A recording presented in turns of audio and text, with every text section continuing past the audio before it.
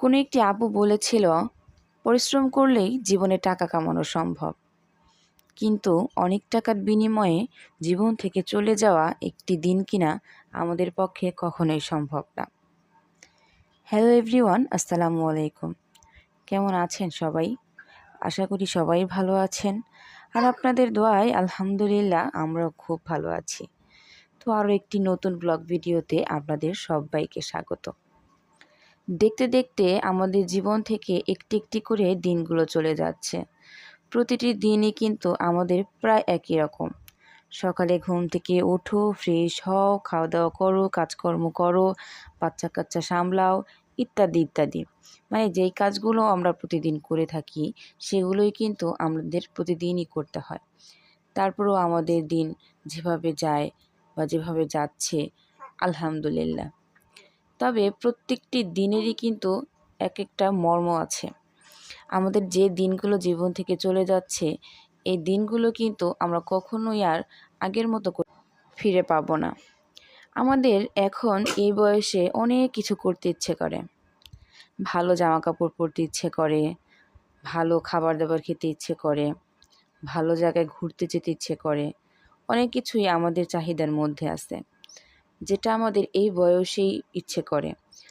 হয়তোবা কি একটা সময় গেলে হলেও আমাদের টাকা হতে পারে, কিন্তু আমাদের যে এই শখগুলো, যে ইচ্ছাগুলো, সেগুলোকে কিন্তু আমরা কখনোই আর ফিরে পাবো না। কারণ তখন যদি আমার টাকা থাকেও, তবে তখন আমার আর এই শখগুলো থাকবে না। তো যাই হোক, অনেক কথা বললাম। হয়তোবা কিছু কিছু কথা আমার জীবনেও এই মিলগুলো আছে, কথার মানেগুলো আছে। তো যাই হোক, সকালবেলা উঠে নাস্তা টাস্তা করে বাচ্চাকে নিয়ে তারপর হচ্ছে একটু কাজবাজ করে এই যে আজকে দুপুরের জন্য পটল ভাজতেছি, তারপরে হচ্ছে পাঙ্গাস মাছ ভেজে রাখছি, তারপরে হচ্ছে এখানে পেঁয়াজ কেটে রাখছি, তারপরে এই যে এখানে বেগুন আর আলু কেটে রাখছি পাঙ্গাস মাছ দিয়ে রান্না করার জন্য। আর হচ্ছে পটল, আজকে সকালে সবজিতে বেগুন আর পটলই নিয়েছিলাম, পটল ভাজবো আর বেগুন তরকারি রান্না করব। আর এটা না পরের দিন সকালের ভিডিও, মানে পরের দিন সকাল থেকে আবার ভিডিওটা স্টার্ট করছি। এখন সকাল 7টার মতো বাজে। গতকালকে কিছু জামা কাপড় ছিল তোমাদের ভাইয়ার, তারপর হচ্ছে বাবুর, সেগুলোকেই সকাল সকাল ধুয়ে দিছি যেন শুকায় যায়। আর মানে রাতে এত পরিমাণ বৃষ্টি হয়েছে আর প্রচুর পরিমাণ বজ্রপাত, মানে কি বলবো, ভয় পাওয়ার মতো, খুব ভয় পেয়ে গেছিলাম। বাচ্চারাও খুব ভয় পাইছে, আমিও খুব ভয় পাইছি। প্রচুর পরিমাণ বৃষ্টি হয়েছে হঠাৎের উপর, আর প্রচুর পরিমাণ ঠাটা পড়ছে, মানে একেবারে ঠাস ঠুস ধুমধাম, মানে খুব ভয় পাইছি। যাই হোক, এখানে এই যে কাপড় চোপড়গুলো সব মেলে দিতেছিলাম, বাবুর গেঞ্জি টেঞ্জি, তারপর হচ্ছে তোমাদের ভাইয়ার জামা কাপড়, আর হচ্ছে আমার কিছু জামা কাপড় ছিল সেটাই। আর ছাদের অবস্থাটা না খুব বেশি বাজে হয়ে আছে, কারণ বৃষ্টিতে আম পড়ে, তারপর হচ্ছে পাতা টাতা পড়ে, সব কিছু পড়ে খারাপ অবস্থা। তবে আকাশের অবস্থাটা খুব ভালো, আকাশটা একবারে ঝকঝক করতেছে। বৃষ্টি আসার পরে কিন্তু আকাশটা খুব সুন্দর দেখা যায়।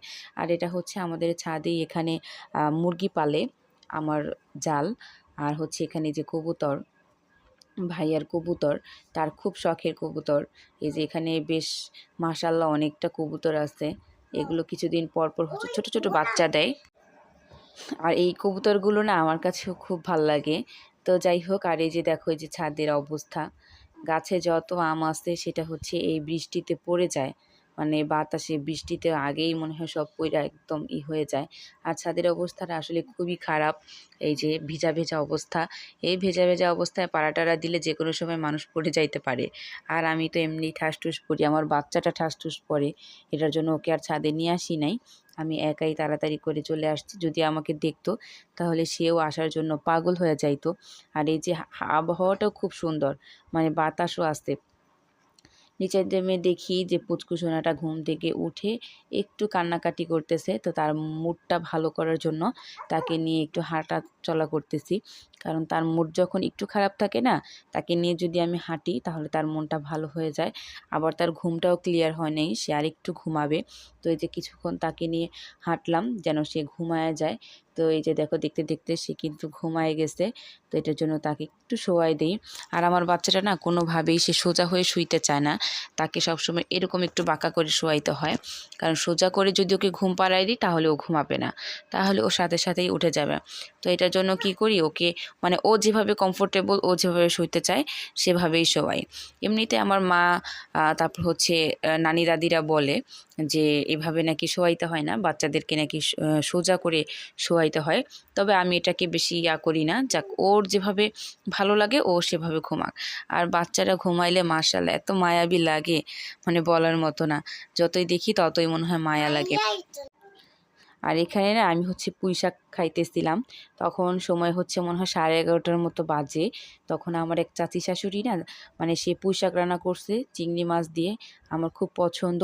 তো সে হচ্ছে এক বাটি দিয়ে গেছিলো। তো আমি না এটাকে শুধু শুধুই খেয়ে নিচ্ছিলাম, কারণ আজকে দুপুরে আমাদের এখানে ভাত রান্না করব না, মানে কিছুই রান্না করব না।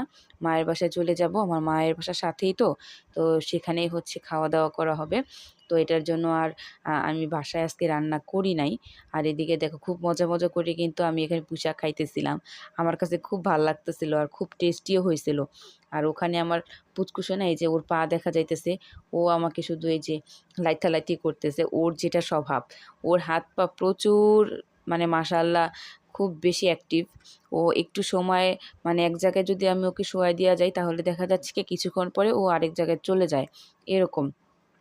এই যে এরকম তোমরা দেখলেই বুঝতে পারবা ও যে ও কতবার পা নাড়াইতেছে।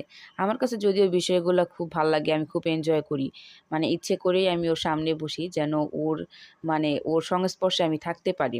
তো যাই হোক, পুঁইশাকটা খাইলাম, খুব ভাল লাগলো, খুব ঠান্ডা লাগলো, পেটটাই আমার পুরো ঠান্ডা হয়ে গেছে। তারপরে এই যে মায়ের বাসায় গেছিলাম, মায়ের বাসায় গিয়ে দেখি যে আমার খালাম্মা উনি ভুনা খিচুড়ি রান্না করে আনছে, তারপরে হচ্ছে 2-3 পদের ভর্তা। আর এই যে বাচ্চারা খাইতে বসছে, এই যে আমার ছেলে, তারপর ওই যে বোনের ছেলে, মানে এই যে বাটি দিয়ে আনছে, ওরা সাথে সাথেই খাইতে বসছে।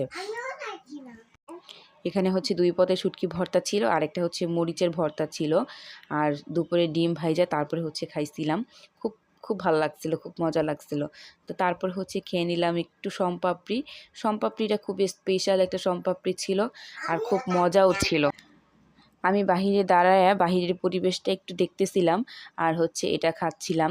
আর মজার ছিল, তো মজার জিনিসগুলো মনে হয় কি খুব তাড়াতাড়ি শেষ হয়ে যায়, মুখে দেই আর নাই হয়ে যায়, মুখে দেই আর নাই হয়ে যায়, বিষয়টা এরকম ছিল। যাই হোক, মুখে এখনও লেগে আছে, এখন আবার খাইতে ইচ্ছে করতেছে। তো যাই হোক, আজকের ব্লগটা এই পর্যন্তই। কেমন হলো তোমরা অবশ্যই কমেন্টসে জানাবা। তো সবাই ভালো থাকো, আল্লাহ হাফিজ, টাটা।